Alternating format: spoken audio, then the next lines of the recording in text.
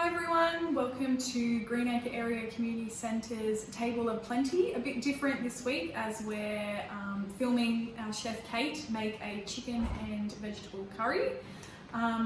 So you can enjoy watching her do that today. But if you would like to get a food hamper and the meals and be part of the program a bit more, you can call us and let us know. Thanks.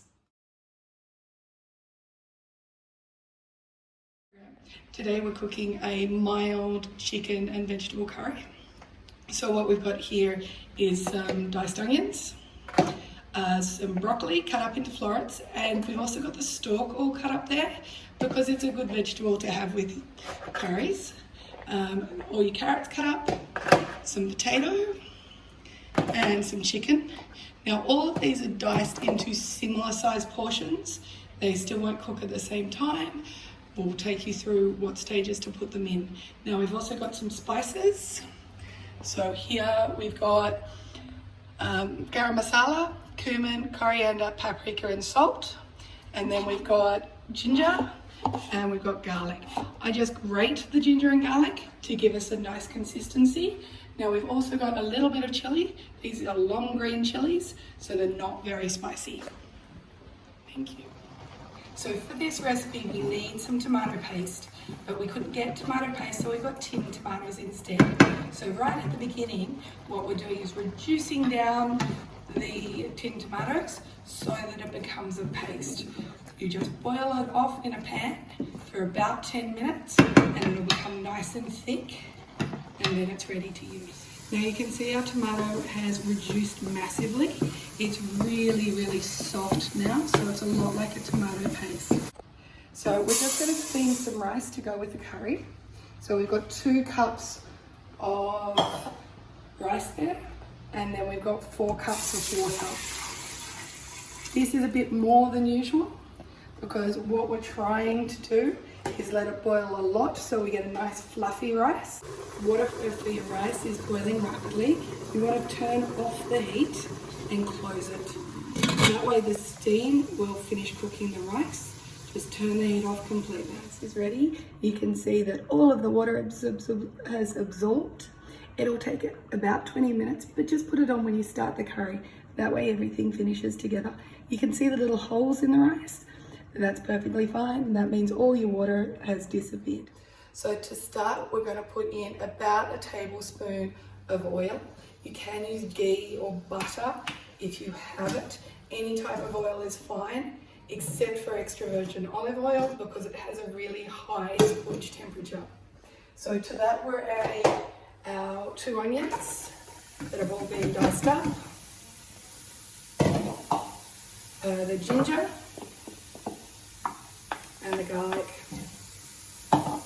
So we need these to cook off and the onions to become translucent. So I'm just adding a little bit of salt to the onions. What that does is draws the juice out of the onions and allows them to be sweeter as they cook, and stops them catching as much. So you can see the onions are releasing all their juice, but we need them to cook a little bit longer so they're completely clear. Add our spices to our onion mixture. So once again, we've got coriander, cumin, garam masala and paprika and salt.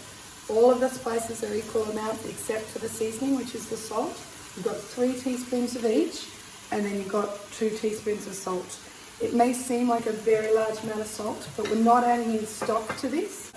So once our spices are toasted, they'll start to stick to the bottom of the saucepan. That's the point you know you need to add your chicken. So we're just putting all of the chicken in. Now what we want to have happen with the chicken is we want to coat it in the spices as well as it to seal. So the outside of the chicken is going to change colour. If we have a look in the pot here, that it's all gone white on the chicken flesh, which is fantastic. That's what we're looking for.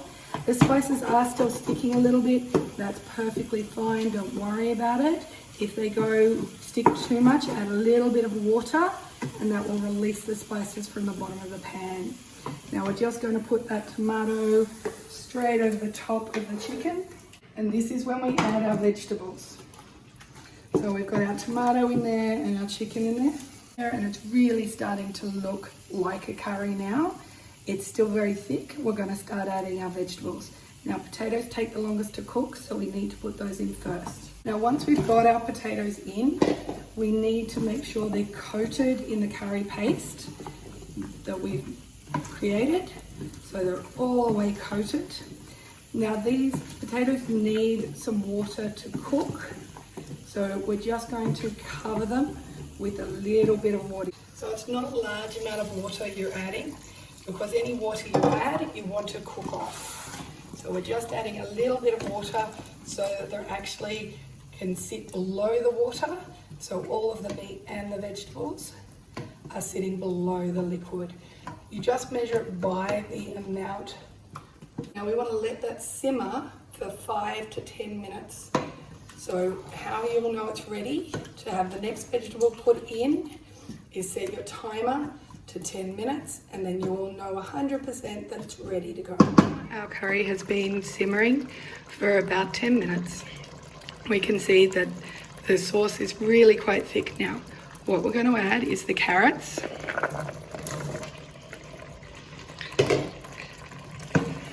Now once again, once they're mixed through, what we want to do is add a little bit of water if the carrots haven't been coated with the curry.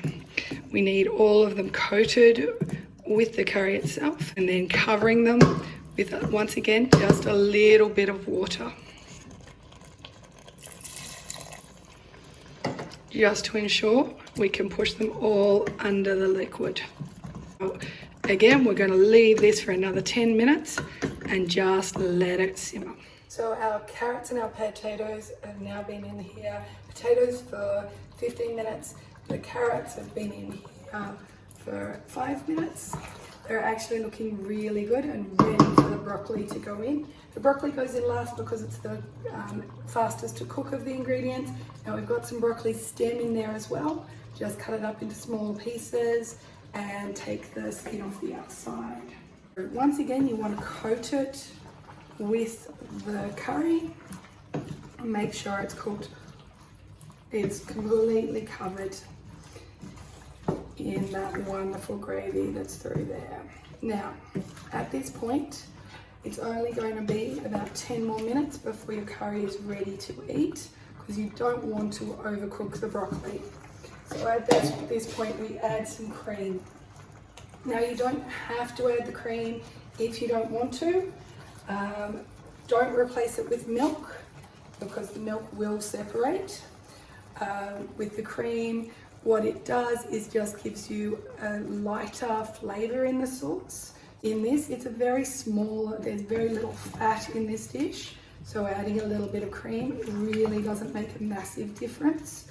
If you're looking for a healthy meal, you'll already have 4 vegetables with the potatoes, carrots, broccoli and tomatoes. Now once again, I'm just pushing that down so that's covered with liquid. Just seeing how much liquid we've got in there. Now we're also going to add the chili at this point and some coriander.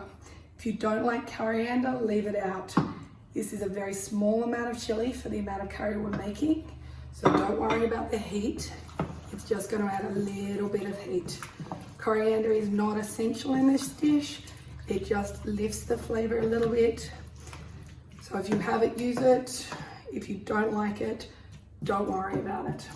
So we'll just push that down. We do need a little bit more water, because once again, we do need it to have that cover of water so that the vegetables cook.